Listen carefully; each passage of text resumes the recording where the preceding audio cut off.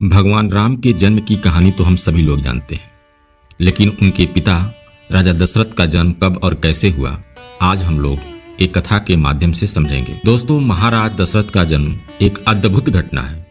पौराणिक धर्म ग्रंथों के आधार पर बताया जाता है कि एक बार राजा अज दोपहर की वंदना कर रहे थे, तो उसी समय लंकापति रावण उनसे युद्ध करने के लिए आया और दूर से उनकी वंदना करना देख रहा था। राजा अज ने भगवान शिव की वंदना की और जल आगे अर्पित करने की जगह पीछे फेंक दिया। यह देखकर रावण को बड़ा आश्चर्य हुआ और वह युद्ध करने से पहले राजा अज के सामने पहुंचा तथा पूछने लगा कि हमेशा वंदना करने के पश्चात जल का अभिषेक आगे किया जाता है, ना कि पीछे। इसके पीछे क्या कारण है? तो राजा अज ने कहा, जब मैं आंखें बंद करके ध्यान मुद्रा में भगवान शिव की अर्चना कर रहा था, तभी मुझे यहाँ से 1 योजन दूर जंगल में एक गाय घास चरती हुई दिखी और मैंने देखा कि एक सिंह उस पर आक्रमण करने वाला है। तभी मैंने गाय की रक्षा के लिए जल का अभिषेक पीछे की तरफ किया। रावण को यह बात सुनकर बड़ा ही आश्चर्य हुआ। रावण 1 योजन दूर वहां गया और उसने देखा कि एक गाय हरी घास चर रही है, जबकि शेर के पेट में कई बाण लगे हुए हैं। अब रावण को विश्वास हो गया कि जिस महापुरुष के जल से ही बाण बन जाते हैं और बिना किसी लक्ष्य साधन के लक्ष्य भेदन हो जाता है, ऐसे वीर पुरुष को जीतना बड़ा ही असंभव है और वह उनसे बिना युद्ध किए ही लंका लौट जाता है। एक बार राजा अज जंगल में भ्रमण करने के लिए गए थे, तो उन्हें एक बहुत ही सुंदर सरोवर दिखाई दिया और उस सरोवर में एक कमल का फूल था जो अति सुंदर प्रतीत हो रहा था। उस कमल को प्राप्त करने के लिए राजा अज सरोवर में चले गए, किंतु यह क्या, राजा आज कितना भी उस कमल के पास जाते, वह कमल उनसे उतना ही दूर हो जाता और राजा अज उस कमल को पकड़ नहीं पाए। अंततः आकाशवाणी हुई कि हे राजन, आप निसंतान हैं, आप इस कमल के योग्य नहीं हैं। और इस भविष्यवाणी ने राजा अज के हृदय में एक भयंकर घात। राजा अज अपने महल में लौट आए और चिंताग्रस्त रहने लगे, क्योंकि उन्हें संतान नहीं थी, जबकि वह भगवान शिव के परम भक्त थे।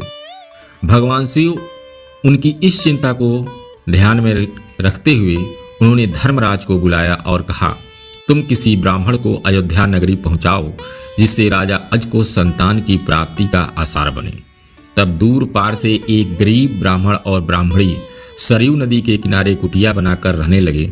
एक दिन वे ब्राह्मण राजा अज के दरबार में गए और उनसे अपनी दुर्दशा का जिक्र कर भिक्षा मांगने लगे। राजा अज ने अपने खजाने में से उन्हें सोने की असरफियां देनी चाहिए, लेकिन ब्राह्मण ने कहा नहीं नहीं, यह कहते हुए मना कर दी और कहा कि यह सब प्रजा का है, आप अपने पास जो है वही दीजिए। तो इस प्रकार राजा अज उस ब्राह्मण को कुछ नहीं दे पाए।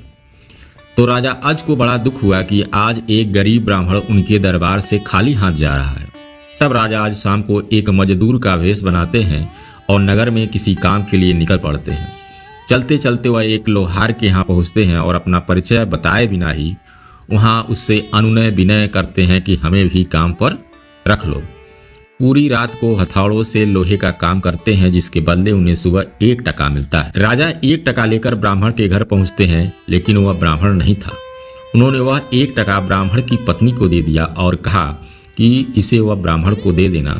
जब ब्राह्मण आया तो ब्राह्मण की पत्नी ने वह टका ब्राह्मण को दिया और ब्राह्मण ने उस टका को जमीन पर फेंक दिया। तभी एक आश्चर्यजनक घटना हुई।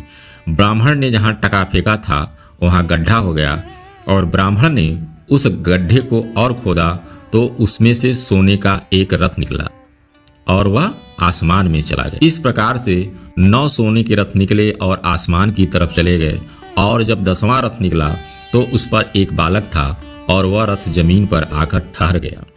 ब्राह्मण उस बालक को लेकर राजा अज के दरबार में पहुंचे और कहा, राजन, इस पुत्र को स्वीकार कीजिए, यह आपका ही पुत्र है जो 1 टका से उत्पन्न हुआ है तथा इसके साथ में सोने के 9 रथ निकले हैं जो आसमान में चले गए हैं, जबकि यह बालक 10वें रथ पर निकला, इसलिए यह रथ तथा पुत्र आपका है। इस प्रकार से दशरथ जी का जन्म हुआ।